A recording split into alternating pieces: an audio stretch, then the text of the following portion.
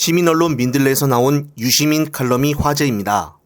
이번 설 연휴 동안 벌어진 비명계들의 등장과 향후 조기 대선 전망에 대해 많은 사람들이 궁금해하고 있는데 이런 것들에 대해 유 작가가 속 시원하게 예측을 했습니다. 유 작가에 따르면 설 연휴 기간 동안 레거시 언론들은 김경수를 비롯해 비명계들의 기사를 많이 내보내 이슈화를 했지만 이들은 22대 총선에 반영 정치인들과 비슷한 경로를 밟을 가능성이 높다고 언급했습니다. 소위 지금 언급된 인물들은 이낙연과 똑같은 오류를 저지르고 있으며 내란 세력의 언어인 사법 리스크라는 말로 이재명을 공격하고 극우 언론의 무기인 일극체제라는 말로 민주당을 비방하고 있다고 말하며 민주당의 당원들과 민주당을 지지하는 사람들은 그런 행위들을 언론이 제조한 정치적인 독극물에 중독된 것으로 간주한다고 말했습니다. 그러면서 민주당 지지자들은 평소 이재명과 민주당을 비방해온 언론이 띄우는 정치인을 배격한다며 조선일보와 같은 언론 보도를 정치적인 독극물로 여기며 그런 혐의를 두지 않고 보는 신문과 방송은 극소수에 지나지 않는다라고 강조했습니다. 현재 상황을 정확히 예측한 유 작가의 칼럼 내용인데 이것과 관련된 추가적인 유 작가의 발언 보시고 다음 이어가겠습니다. 그러니까 지금 그 전에 돌이켜보면 박근혜 대통령 시절에 콘크리트 지지층이란 말이 유행했잖아요. 그걸 35%로 봤어요. 각종 선거나 여론조사에서 나타나는 무슨 일이 있어도 지지하는. 근데 그게 그 국정농단과 탄핵을 거치면서 많이 무너진 것 같지만 5% 무너졌습니다. 5%. 조금 줄었어요. 맞아요. 네, 5% 무너진 게 그 탄핵 전과 탄핵 후에 국회의원 의석수의 차이를 갖고 온 거예요. 원래는 123대 122였어요. 2016년 총선 때. 맞아요. 지지율은 차이가 없었고요. 한석 차이에서 한석. 지지율은 그 비례대표 지지율은 그 당시 국힘의 전신인 정당이 조금 더 높았고요. 맞아요. 그리고 국민의힘 당이 중간에 국민의당이 중간에 있었고. 안철수. 123대 122로 한석 차이로 됐는데. 문재인 당대표 시절. 예, 이 국정농단 사태를 겪고 나서 5% 차이로 벌어지면서 이 비례대표 득표율이 네. 그러면서 이제 그 180석을 민주당이 하게 된 거거든요. 그렇죠. 그리고 이제 그 구조가 지금 계속되어 왔다가 지금 이번 총선에서 작년 총선에서 또 확인이 됐고 네. 그리고 지금 이 사태의 이제 여론조사 데이터를 가만히 들여다보면 5% 정도 더 줄어든 것 같아요. 실제로 줄어들었고. 예, 그래서 한 25%로 봅니다. 그러니까 윤석열 말을 믿을 수 있어라고 주장하고 실제 믿건 안 믿건 상관없이 그렇게 우기고 나가는 그런 정서적인 어떤 지적인 상태에 있는 유권자 집단이 전체의 25%. 콘크리트라고 할 수 있는 게 25%. 예, 5% 깨졌다는 거는 대단한 거예요, 또 이게. 네. 탄핵이 이제 인용되면 그다음에는 이제 무슨 명예회복을 위해서 계속 투쟁한다 이렇게 나오겠지. 아니 이게 그 얘기하기 좀 이른데 네. 다시 이제 일단 연결되는 이야기라. 예, 교과서적인 이론으로 또 돌아가면 중요한 선거의 승패를 결정하는 것은 세 가지라 그럽니다. 첫 번째가 구도, 네. 두 번째가 이슈, 세 번째 인물 네. 이렇게 돼 있어요.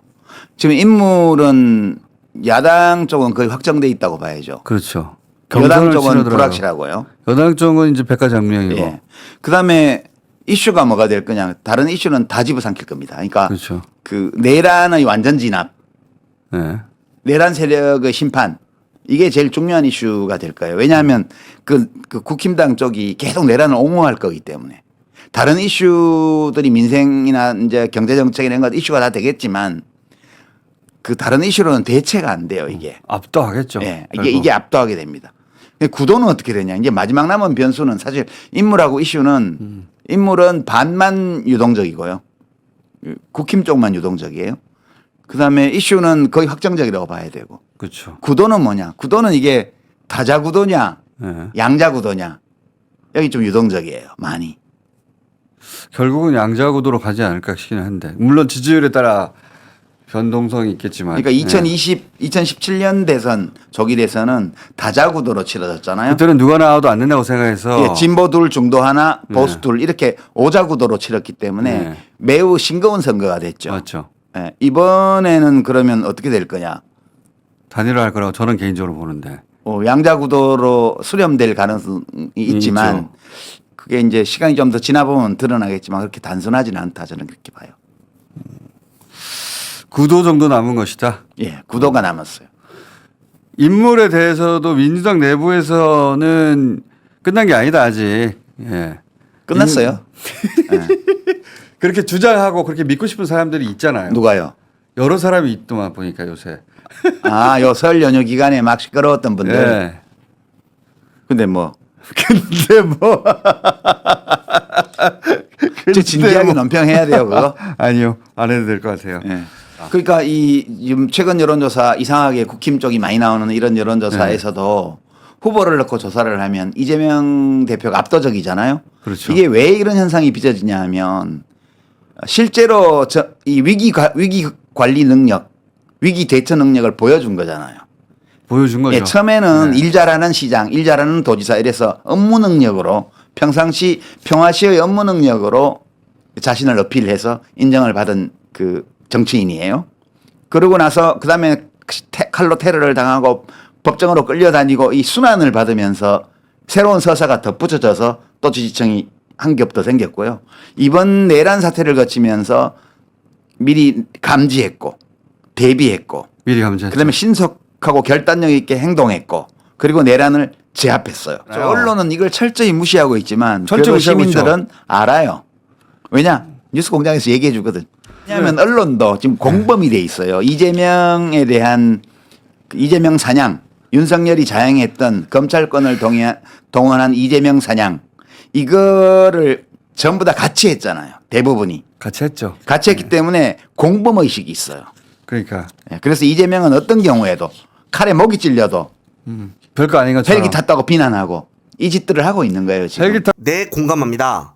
결국 유 작가는 칼럼을 마치면서 예측하길 헌법재판소는 윤석열을 파면하고 벚꽃 대선이든 장미 대선이든 조기 대선은 반드시 열린다고 말했습니다. 그리고 민주당 후보는 이재명이 될 것이며 그때까지 재판의 진도가 어떠하든 대법원 확정 판결로 피선거권을 박탈당하지 않는 한 이재명은 출마할 권리가 있다고 강조했습니다. 결국 윤석열이 일으킨 내란 세력과 싸우지 않고 이 대표와 민주당에 독극물을 쏘려는 자들은 절대 대선 후보로 될 수가 없으며 현재 현명한 민주당 당원들과 지지자들은 조선일보와 같은 독극물에 빠지지 않는다는 것을 강조한 것인데 영상을 보신 구독자님들은 어떤 생각이 드시나요? 개인적인 댓글 달아주시면 꼼꼼히 읽고 다음 영상 제작 시 참고하겠습니다. 끝으로 다른 소식이 나오면 발빠르게 보고해드릴 것을 약속드리며 이번 영상은 여기서 마무리하겠습니다. 시청자 여러분, 시청해주셔서 감사합니다.